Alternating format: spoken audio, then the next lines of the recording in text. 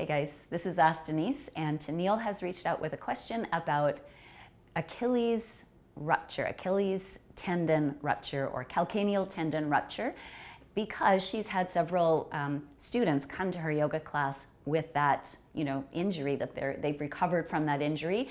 And I know this happens all the time. The physical therapist or the doctor says, yeah, yoga would be really good for you now. And now the yoga teacher's supposed to figure out, how is yoga good for this particular injury?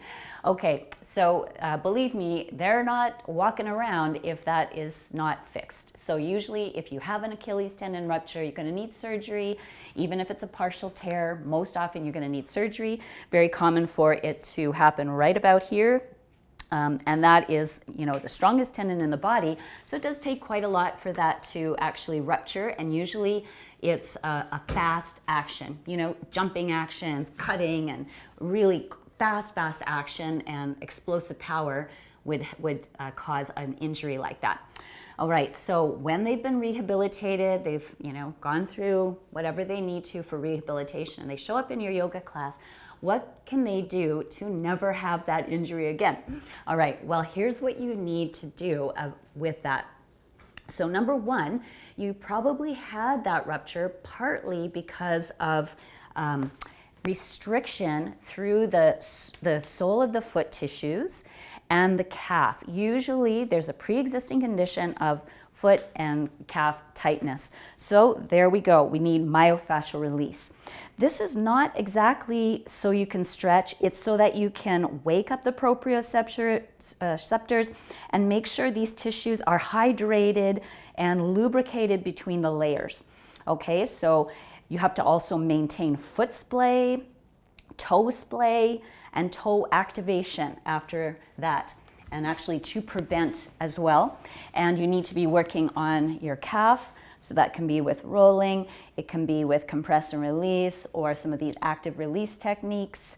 So all of these kind of actions are going to help with hydration and lubrication of those tissues. So that's step one.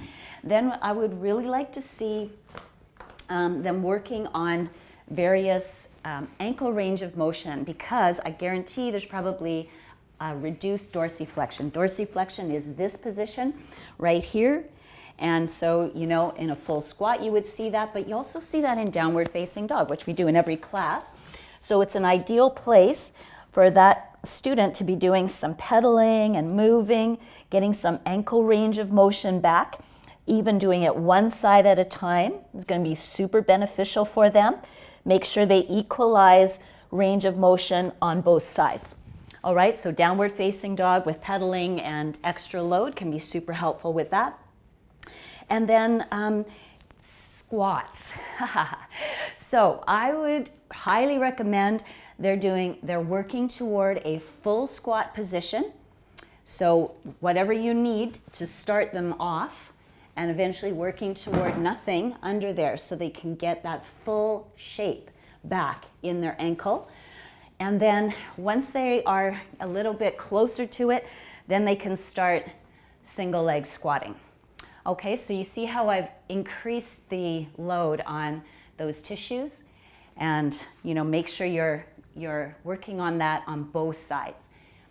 And additionally, of course, they need to be activating externally when they squat, because that's how we support the arch of the foot and the knee and the hip. So kind of back to those principles of organize, parallel, activate externally, so that you have the torque you need to support the joints.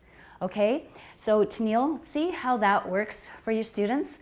And please get back to me. I really would love to hear how you implement those suggestions. Thank you so much, and I always invite your comments and questions, so love to hear from you. Bye for now.